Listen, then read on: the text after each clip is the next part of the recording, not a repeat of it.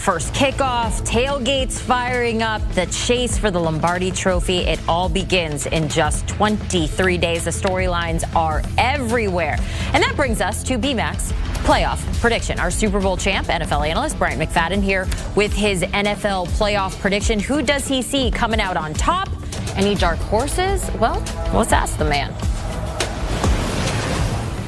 All right, we got BMAC joining us back here on HQ. So the AFC, we're going to start over there. This bracket is it's always a tough one. And there's one thing I need to ask you about, and I'm not calling you a homer here, but what makes you believe that Pittsburgh belongs in the playoff mix this year, my guy? Well, they went to the playoff last year with Russell Wilson leading the way. And clearly, he didn't have any pizzazz left. But they found a way to get the things done. So what we've seen from the Pittsburgh Steelers, Jenny, with or without Aaron Rodgers, Mike Tomlin has shown the ability to win 9 or 10 games. And if that's the case, like we've seen in past years, they will get into the playoffs. And one thing about the Pittsburgh Steelers, they've had no issue being relevant in divisional football in the AFC North. So therefore, I do believe with a highly motivated Aaron Rodgers, with an Aaron Rodgers who seems to be having fun along with a very, very potentially dominant defense backing him, the Pittsburgh Steelers will get into the playoffs. And that's not a biased take coming from BMAC, Jenny. That's a real, honest take. That's a real take from the heart and from the mind. I got to ask real quick before we move on. Do you think that Rodgers is kind of playing with just free will right now? I mean, people want the Steelers to be successful. They want Rodgers to do well over there. But if they don't, it's like, we tried. What do you think is going on in his mind? I think he wants to have fun. He really wants to have fun, and he still has that itch and that desire to compete for a championship. And the Pittsburgh Steelers wanted him as well. So I think Aaron Rodgers is going into this final year of his career, number one, wanting to have fun, but also trying to accomplish another championship-like year. And he believed both things could happen in Pittsburgh. I was there with him last week, and he just talked about how much fun he's having with the guys, staying up late, playing video games. Think about that. Aaron Rodgers is in his 40s, and he's staying up late playing video games. Not because they are forcing him to do that, but because he wants to, because he loves the camaraderie that they're creating there in St. Vincent Latrobe. All right, we'll see. Got to play some video games. Maybe that's the thing. Just like chill a little bit, see what happens. I like this next one. Tell me more what you love about this Patriots team. Year one under Vrabel. What do you think is going to happen? Well, number one, their division, the AFC East, is Buffalo and no one else, right? Everyone else is trying to figure things out. So when you look at the uncertainty with all the other teams in that division, one thing I can say, Janie, if you had to rank the head coaches in the AFC East based on head coaching experience, you would take Mike Vrabel number 2 behind Sean McDermott, right? Okay, Aaron Glenn, his first experience, so clearly he'll be dead last, but Mike Vrabel would be the second best coach. Not to mention the talent they added to their team via free agency or just through the draft. They really hit on every major concern they had from a year ago to improve those weaknesses. And we're starting to see that in terms of what we're hearing from training camp, and not to mention seeing what they did in week 1 in the preseason game. If Drake May can take steps in the right direction, yes, this is a team that I think can get into the playoffs. And oh, by the way, when you look at the SOS strength of schedule, they have one of the more favorable schedules in the National Football League, which actually could help their chances to get into the playoffs. This you just mentioned also in that conversation. You got to talk about the Bills and the Chiefs here when you look at the AFC. I mean, they have developed just this strong rivalry. You got Josh Allen, Patrick Mahomes constantly battling it out. The Bills have had success in the regular season. The Chiefs usually have their number in the playoffs. Can we expect another Bills-Chiefs rivalry matchup? What do you think? Yes, that's my prediction in terms of the AFC championship ball game, right? Championship weekend, I have the Buffalo Bills playing against the Kansas City Chiefs. And I think this is the Buffalo Bills' years. Like, this is their year. If you've been a Bills fan and you're in your 40s or 50s or 60s, unfortunately, you witness or you remember the 4 championship appearances in which they lost. right?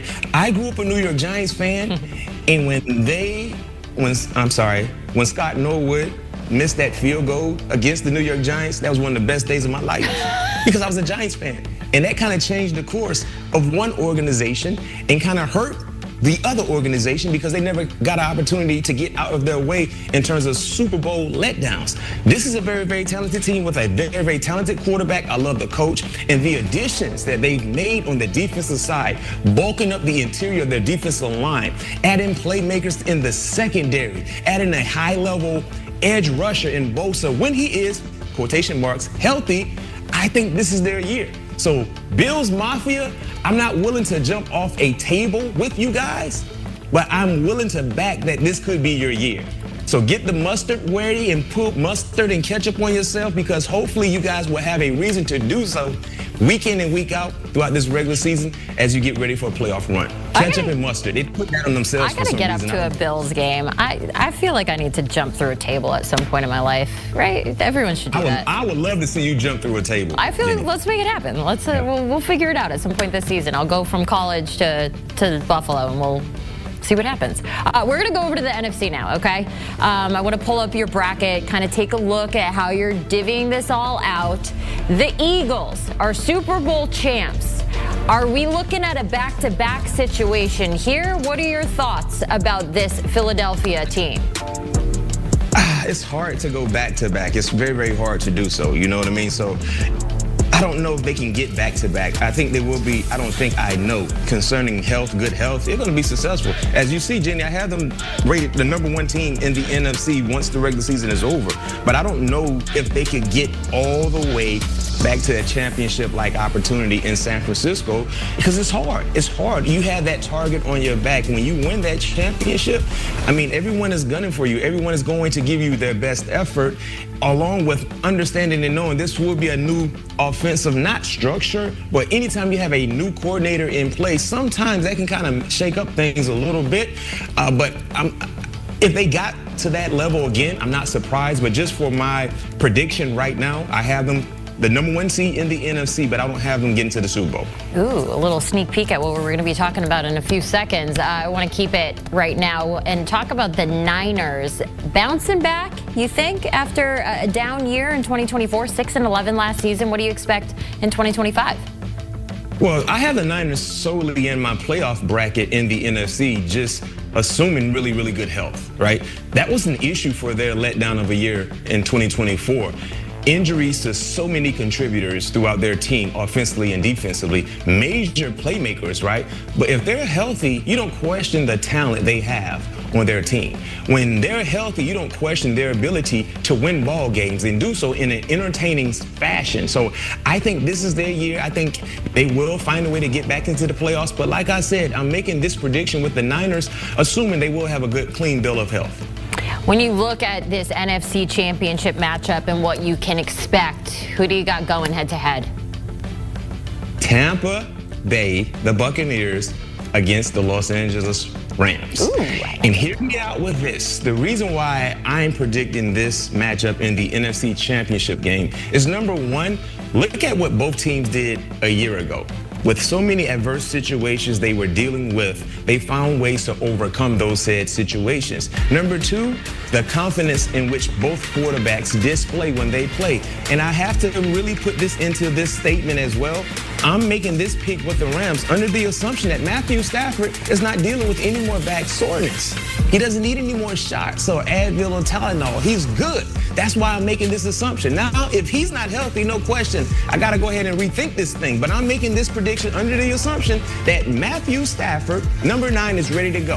I have him going against the Tampa Bay Buccaneers, and I have the Rams beating the Tampa Bay Buccaneers in the NFC Championship game. Remember what they did last year in the snow? They were the most competitive team that Eagles saw in their postseason run. And some people feel like, hey, if it didn't snow as much as it did, the Rams might have found a way to squeak that one out and beat Philly in Philly. Sean McVay is the second best head coach in the National Football League, in my opinion, behind Andy Reid. The last 2 years, what he's done, win with less, in my opinion, has been amazing. now they're getting more talent around some of their impactful players. And don't forget about that young defensive line unit that rushed the passes better than almost than any other unit in the National Football League. Yes, I have the Rams coming out on top in the NFC. I got a quick question before we move on. If the regular season started this weekend, do you think Matthew Stafford would be playing? No. If the regular season started Sunday, with a kickoff game on Thursday and a game on Friday, Sunday, Matthew Stafford wouldn't be playing. All right, let's see what happens. If I could give Matthew Stafford my back, I would. But just I don't know if that's possible. Hand backs out to people. I mean, yeah, I'm sure he would take your back over what he's dealing with right now. Well, not everyone gets a happy ending when it comes to the postseason. You know, that's the dream for every team. Last year, the Commanders made a shocking run all the way to the NFC Championship game. It was so fun to watch. You got them missing the playoffs entirely this year. What's going on, B-Mac? Well, in terms of that sophomore slump potentially, I think it could happen with the Commanders. And the thing about the Commanders is this season, Jenny, they can't sneak up on anyone. They can't, right? A year ago, it was almost like by the month of November, oh, they can really play, right? But now you can't sneak up on anyone. And then last time I checked, Terry McLaurin is nowhere close to being in camp. So the rhythm, whenever he returns to camp with his guys, the rhythm might be a bit scarce. And how much improved will their defense be, especially with some of the young guys in the secondary? So I'm a bit concerned about the Commanders. I'm not saying I expect for them to have a below 500 type season. No, but I don't know if they will get into the playoffs. And this is a prediction. Anything can happen. I really believe Jayden Dan's going to have another year, great year. But in terms of just getting opposing teams' best effort, that's how they're going to treat the Commanders. And for Dan Quinn, he's going to have to find a way to keep his guys tuned in, because this year is not going to be the same as it was a year ago when people were a bit surprised to see them doing what they were doing. No, they expect you to do that. How will they handle those set expectations along with the difficulties in terms of the teams they will see with their best effort coming at them? The film and all the studying a little bit different in year two. I still think they're going to have a great year. I'm just throwing that out there. What about the Bengals? You have them missing the playoffs for the third straight season. B-Mac, talk to me. What are they going to do in defense? I mean, like, I know they got Al Golden there, but is the defense better? Well, the defense can't be better. You know why, Jenny? You know why? Because Trey Hendrickson is nowhere close to participating as we see it right now, right? He was their best defensive player last year, and they were bad. They were bad. Did you not see the preseason game against Philly? Tanner McKee is still throwing for first downs against their first unit. The Eagles starters didn't play offensively. So I know their offense is going to score probably around 30 points. They're going to need to, but I don't know if they can get the necessary stops. That's my issue, getting the necessary stops. And also, when you look at Joe Burrow in the AFC North, he struggles against those divisional teams. I mean, that's a proven commodity. Just look at the numbers, you know what I mean? So I understand they have so many high-level players on the offensive side, but at some point in time, your defense is going to have to answer the call, even if it's a collect call. And I don't know if they're going to answer it.